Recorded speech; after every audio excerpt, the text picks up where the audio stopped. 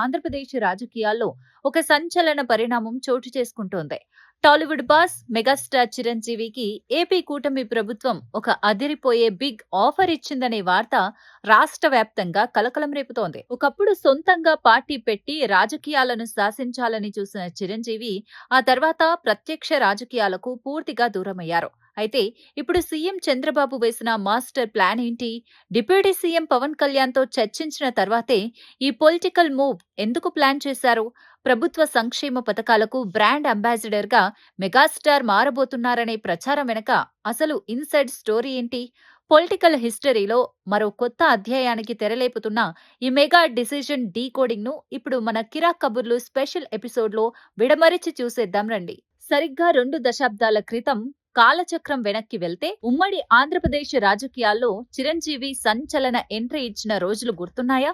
అప్పట్లో ప్రజారాజ్యం పార్టీని స్థాపించి రాష్ట్ర వ్యాప్తంగా లక్షలాది మంది జన సందోహాన్ని సమీకరించి రాజకీయాల్లో ప్రకంపనలు సృష్టించారు మెగాస్టార్.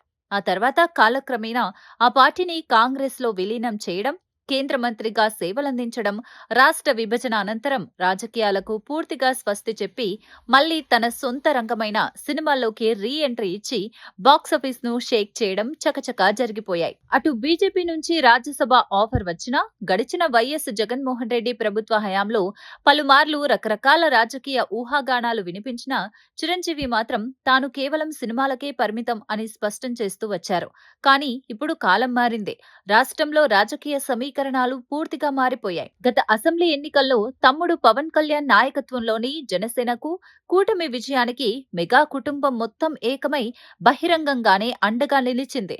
ఆ తర్వాత కూటమి ప్రభుత్వం అధికారంలోకి రావడం, ప్రమాణ స్వీకార వేదికపై పవన్ కళ్యాణ్ తన అన్న చిరంజీవి పాదాలకు నమస్కరించడం, ప్రధాని నరేంద్ర మోదీ స్వయంగా మెగా సోదరులను ఎంతో ఆప్యాయంగా దగ్గరకు తీసుకోవడం దేశవ్యాప్తంగా వైరల్ అయ్యాయి.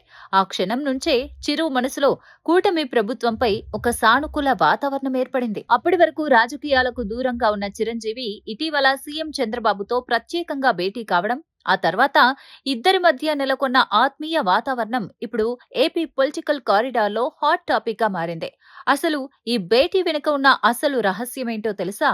చంద్రబాబు చాలా వ్యూహాత్మకంగా ఈ భేటీని ప్లాన్ చేసినట్లు రాజకీయ వర్గాల్లో జోరుగా చర్చ నడుస్తోంది. ఈ భేటీకి మునుపే డిప్యూటీ సీఎం పవన్ కళ్యాణ్ తోనూ కులంకుశంగా చర్చించినట్లు తెలుస్తోంది. ప్రభుత్వానికి సామాన్య ప్రజలకు మధ్య ఒక బలమైన వారధిగా నిలిచే పెద్ద దిక్కు పాత్రను చిరంజీవి పోషిస్తే బాగుంటుందనే ప్రణాళికను చంద్రబాబు ఆయన ముందుంచారట. రాష్ట్రంలో ప్రభుత్వం అమలు చేస్తున్న, చేయబోతున్న ప్రతిష్టాత్మక సంక్షేమ పథకాలను అట్టడుగు వర్గాల్లోకి, ప్రతి ఇంటికి బలంగా తీసుకెళ్లేందుకు ఒక బ్రాండ్ అంబాసిడర్ అవసరం ఎంతైనా ఉందని బాబు భావించారు. ఉమ్మడి ఆంధ్రప్రదేశ్ చరిత్రలో వైఎస్ రాజశేఖర రెడ్డి హయాంలో టాలీవుడ్ కింగ్ నాగార్జున ప్రభుత్వ పథకాలకు ప్రచారకర్తగా వ్యవహరించి ఎంతటి సానుకూల ప్రభావాన్ని సృష్టించారో మనకందరికీ తెలుసు. ఇప్పుడు అదే రీతిలో యావత్ తెలుగు ప్రజల హృదయాల్లో చెరగని ముద్ర వేసుకున్న చిరంజీవిని కూటమి ప్రభుత్వ సంక్షేమ పథకాలకు బ్రాండ్ అంబాసిడర్ గా నియమిస్తే ప్రజల్లోకి ఆ సందేశం వేగంగా, బలంగా వెళ్తుందని కూటమి పెద్దలు అంచనా వేస్తున్నారు. చిరుకు ఉన్న అపారమైన ప్రజాదరణను, ఇమేజ్ ను రాష్ట్ర అభివృద్ధికి, ప్రజా సంక్షేమానికి ఉపయోగించుకోవాలని ఈ మాస్టర్ ప్లాన్ వేశారు. మరి సీఎం చంద్రబాబు నేరుగా తన ముందుంచిన ఈ బిగ్ ఆఫర్ పై మెగాస్టార్ ఎలా స్పందించారు? ఆయన గ్రీన్ సిగ్నల్ ఇచ్చేశారా లేదా టైం అడిగారా? ఇప్పుడు అందరిలోనూ ఇదే టెన్షన్ కూడిన ఆసక్తి నెలకొంది. విశ్వసనీయ వర్గాల సమాచారం ప్రకారం సీఎం చంద్రబాబు చేసిన ఈ ప్రతిపాదనపై చిరంజీవి ఎంతో సానుకూలంగానే స్పందించినట్లు తెలుస్తోంది. సమాజానికి, రాష్ట్ర అభివృద్ధికి తన వంతుగా ఏదైనా సేవ చేసే అవకాశం వస్తే దాన్ని ఎప్పుడూ కాదనని చిరు ఈ కీలక బాధ్యత పట్ల సుముఖత వ్యక్తం చేసినట్లు సమాచారం. అయితే ప్రస్తుతం ఆయన చేతిలో ఉన్న పలు భారీ సినిమా ప్రాజెక్టులు, కమిట్మెంట్లు ఉన్న నేపథ్యంలో ఈ బాధ్యతను అధికారికంగా స్వీకరించడానికి, తన షెడ్యూళ్లను బేరీజు వేసుకోవడానికి కొంచెం సమయం కావాలని ఆయన కోరినట్లు టాక్ వినిపిస్తోంది.